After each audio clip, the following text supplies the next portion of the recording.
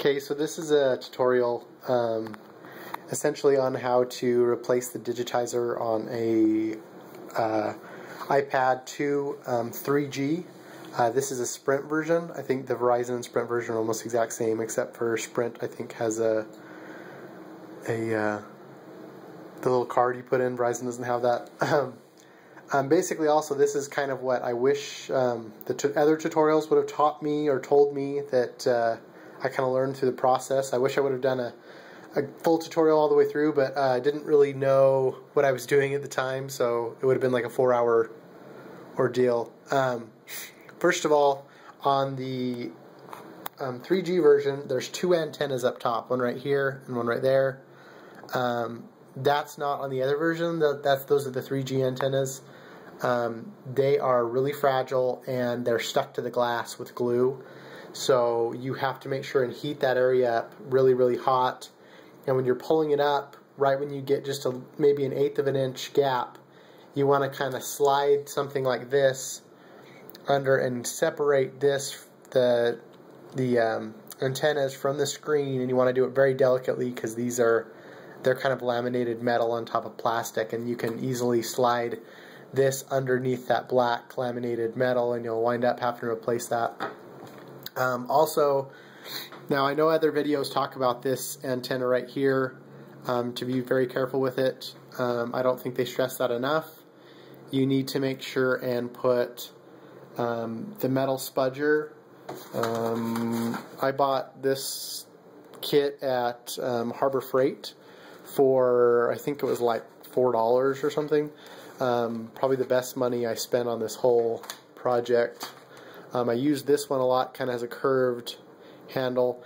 What you want to do is you want to maybe use 2 of them, and you kind of get in here and you pry up next to this area and then next to this area, and when it kind of starts to lift up, you'll be able to take something like maybe like this and kind of scrape across that and remove the glue. And you, once again, if you heat that up with a blow dryer, it makes a world of difference. Another thing that no one really mentions is this little plastic rim that goes all the way around.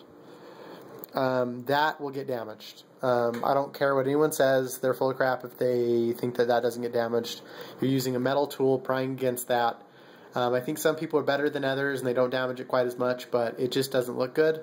So I really highly suggest you buy one of those extra. They're like $6 on eBay with free shipping.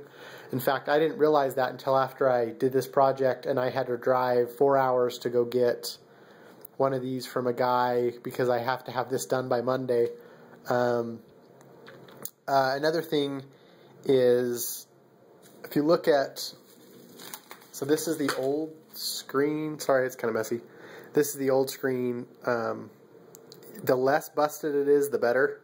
A lot of people kind of tell you that if it's really cracked, that it's easier to get off. They're full of it.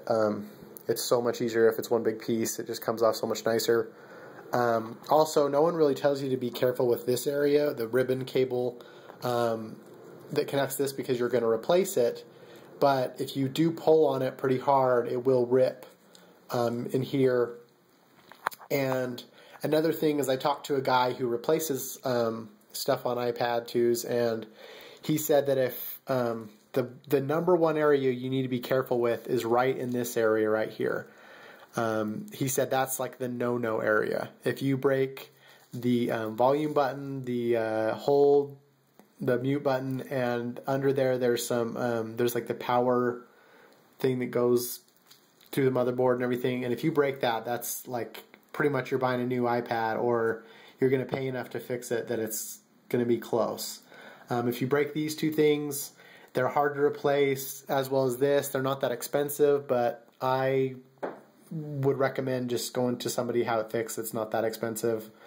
Honestly, it wasn't that hard. I mean, I think a lot of people try to discourage you from doing it because it's kind of delicate. But I think as long as you take a lot of time and you're really, really careful with where you place the spudgers and how hot you get it, you want to get it fairly hot with a blow dryer, and you make sure that you're just really, really, really delicate.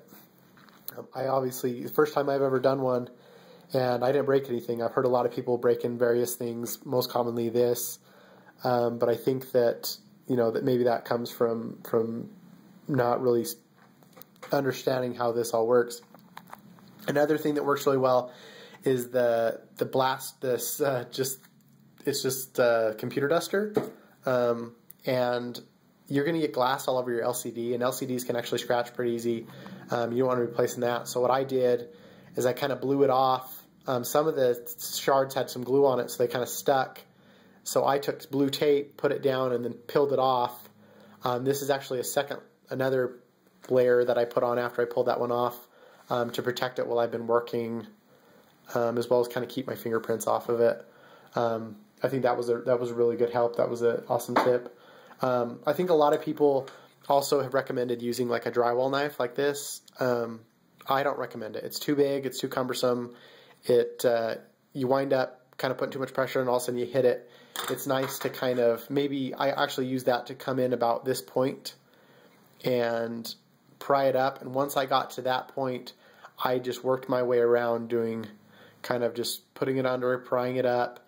And as I went farther and farther, I was putting pennies under the screen to make sure that the screen didn't adhere back down.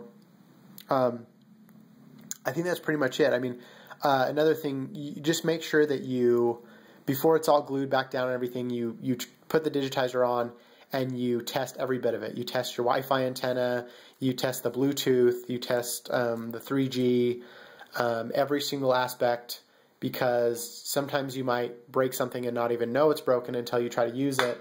And if you need to replace it now, it's probably only like a $10 part. Maybe if you have to go have someone else fix it, it's probably like $50.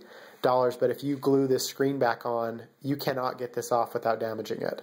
So you're going to be paying someone else to not only replace the part that you broke, but also the screen.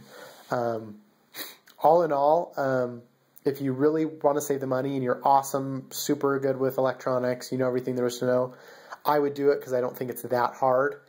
But I've seen places online where they'll do it for you for about $140. And I was in about $60 on the screen, which I think I got a pretty good deal on eBay. Guy that sells a lot of them. I mean, $10 on spudgers. I had to buy the new plastic bezel thing that goes around the edge. This is the old one that's all broken and junk. And that one I paid almost $16 for, which I think they're only like $6 on eBay, just because I had to get it now. But there's just so much risk involved. In fact, I'm kind of amazed that people do it for as cheap as they do. But yeah, I would just suggest if you're not real confident to take it to an authorized place, just so somewhere that has good reviews, and has some sort of an honorary. They're not going to just break it and think it's your fault. But I appreciate you listening to me. Hope this helps somebody out. Hope they don't want to kill themselves after, because I know I did. I'm kind of hoping to make this video so that to stop other people from having the same frustration factor as I did. But thank you very much.